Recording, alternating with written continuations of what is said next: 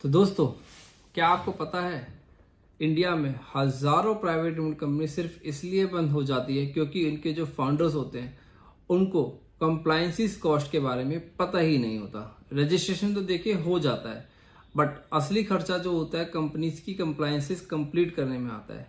तो आज की वीडियो में मैं आपको तीन ऐसे हिडन खर्चे बताने जा रहा हूं जो सभी फाउंडर्स इग्नोर कर देते हैं, और यही तीन कारण होते हैं जो बाद में बहुत सारी पेनल्टीज और नोटिस का कारण बनते हैं। तो मैं सीए विनय स्वागत करता हूं आपका अपने चैनल सीए विनय जगदीश में। आज की वीडियो में हम आपको कंप्लीट जानकारी देंगे तीन ऐसे खर्चों के बारे में जो मोस्टली फाउंडर्स इग्नोर कर देते हैं, और फिर यही कंप्लायंसेस, यही हिडन कॉस्ट जो फाउंडर्स इग्नोर करते हैं, आगे रीजंस बनते हैं बहुत सारे लीगल नोटिस का और फिर कंपनी क्लोजर का।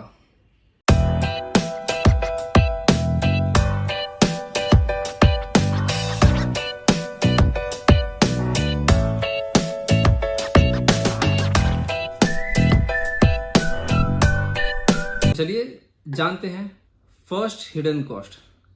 देखिए, आपकी कंपनी जैसे ही रजिस्टर होती है आपको आरओसी की कंप्लायंसेस फाइल करना मैंडेटरी होता है, इवन इफ आप प्रॉफिट अर्न करते हैं या नहीं करते, इवन इफ आपने कुछ काम किया है या नहीं किया, आपको फाइलिंग करना मैंडेटरी होता है।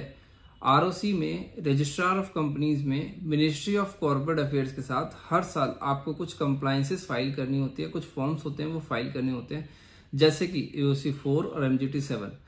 आपको ये फॉर्म फाइल करना मैंडेटरी होता है, इवन इफ अगर आपकी टर्नओवर 0 है, इवन इफ आपका नेट प्रॉफिट 0 है, आपने कुछ काम किया है या नहीं किया, लॉस में है या नहीं, आपको हर साल ये फॉर्म फाइल करना मैंडेटरी होता है। अगर आप ये फॉर्म फाइल करना इग्नोर कर देते हैं तो आपकी 100 रुपीज पर डे की पेनल्टी आपके ऊपर लग सकती है, और जो इंक्रीज हो सकती है विदाउट एनी मैक्सिमम कैपिंग। इसके ऊपर कोई मैक्सिमम कैप नहीं है। अगर आपने मान लीजिए कोई प्राइवेट लिमिटेड कंपनी रजिस्टर की और 2 साल आपने ये फॉर्म फाइल नहीं किए तो आपकी मान के चलिए 2 लाख रुपए तक की पेनल्टी आपके ऊपर लग सकती है। सेकंड जो हिडन कॉस्ट होता है वो होता है compliance cost, compliance professional cost आप कह सकते हैं। देखिए, आप जैसे ही प्राइवेट लिमिटेड कंपनी रजिस्टर करते हैं आपको किसी ना किसी प्रोफेशनल की हेल्प जरूर चाहिए होती है। आपको जीएसटी फाइल करना होता है, आपको आईटीआर फाइल करना होता है, आपको टीडीएस की रिटर्न फाइल करनी होती है, आपको बुक्स ऑफ अकाउंट्स बनवाने होते हैं, आपको जीएसटी का कुछ भी और काम, जीएसटी रिटर्न फाइलिंग के अलावा कोई और सहायता चाहिए, जीएसटी का नोटिस आ गया है, कोई कंप्लायंस फाइल करना है, या ईएसआई फाइल करना है, या पीएफ फाइल करना है, बहुत सारे रेगुलेशन से कंपनी के ऊपर रजिस्टर एप्लीकेबल होते हैं। तो इस सारी की सारी कंप्लायंसेस आपको खुद पर्सनली मैनेज करना बहुत ही डिफिकल्ट टास्क है, तो आपको एक प्रोफेशनल की हेल्प चाहिए होती है। तो ये प्रोफेशनल कॉस्ट आप कंप्लीटली इग्नोर कर देते हैं।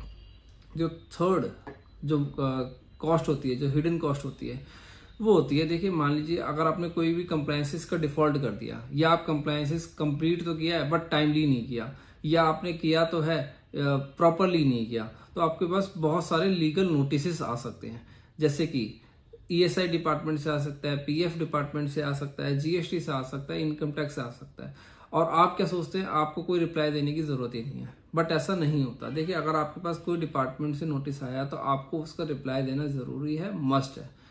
चाहे वो नोटिस किसी भी कंटेक्स्ट में हो, वो आपको रिप्लाई देना मैंडेटरी है। तो आप बहुत सारे फाउंडर्स ऐसे होते हैं कि यार ये तो हमारे ऊपर एप्लीकेबल ही नहीं है, ये बेकार में डिपार्टमेंट ने भेज दिया। ऐसा नहीं होता। आपके पास कोई भी लीगल नोटिस आते हैं तो आपको उसका रिप्लाई करना मैंडेटरी होता है। तो ये 3 ऐसे हिडन कॉस्ट हैं जो most of the founders completely ignore कर देते हैं, या ये बोल लीजिए उनको पता ही नहीं होता। वो बस ये सोच के चलते हैं एक प्राइवेट लिमिटेड कंपनी रजिस्टर कर लिया और हर साल बस ऑडिट कराना होता है। ऐसा नहीं होता। आपको सारे फाइलिंग करना मैंडेटरी होता है, आरओसी फाइलिंग करना मैंडेटरी होता है, income tax, GST, TDS return file करना मैंडेटरी होता है, और कोई नोटिस आता है तो उस नोटिस का रिप्लाई देना भी जरूरी होता है। तो कैसे आप इन 3 हिडन कॉस्ट के लिए प्लानिंग कर सकते हैं? देखिए, जब आप प्राइवेट लिमिटेड कंपनी रजिस्टर कर रहे हैं उसी समय ये सारी कॉस्ट के बारे में प्लानिंग कर लें। सारे कॉस्ट के बारे में जिस भी प्रोफेशनल से आप अपनी कंपनी रजिस्टर करा रहे हैं उससे ओपनली डिस्कस कर लें, ताकि आपको फ्यूचर में किसी भी तरह की कोई प्रॉब्लम नहीं आए। आपको प्रॉपरली प्लान करना पड़ेगा। आपकी प्राइवेट लिमिटेड कंपनी है, आपके ऊपर कौन कौन सी कंप्लायंसेस एप्लीकेबल हैं, आपको खुद को कैलेंडर बना के रखना पड़ेगा जिसमें कि आप मेंशन करें कि कौन कौन सी कंप्लायंसेस की ड्यू डेट कब आने वाली है। वो सारा फाइलिंग आपको खुद मेंटेन करना पड़ेगा। इसके साथ साथ आप एक एक्सटर्नल एजेंसी, एक एक्सटर्नल पर्सन से आप अपना कंप्लायंस रिव्यू ऑडिट जरूर कराएं, कंप्लायंस ऑडिट जरूर कराएं।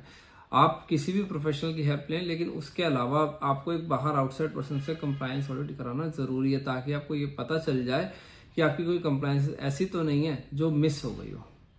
तो आपको आज का वीडियो काफी यूजफुल लगा होगा। अगर आपको आज का वीडियो यूजफुल लगा है तो प्लीज लाइक करें हमारे यूट्यूब चैनल CA विनय जगदीश को, सब्सक्राइब करें और ज्यादा से ज्यादा लोगों को शेयर करें। और अगर आपको कोई डाउट है, किसी भी तरह का कोई भी डाउट है प्राइवेट लिमिटेड कंपनी से रजिस्ट्रेशन से रिलेटेड या कंप्लायंस से रिलेटेड, कमेंट बॉक्स में अपना डाउट जरूर लिखें। हम जल्दी से जल्दी आपके कमेंट बॉक्स जो भी डाउट है उसका रिप्लाई करने की कोशिश करेंगे। Thanks for watching.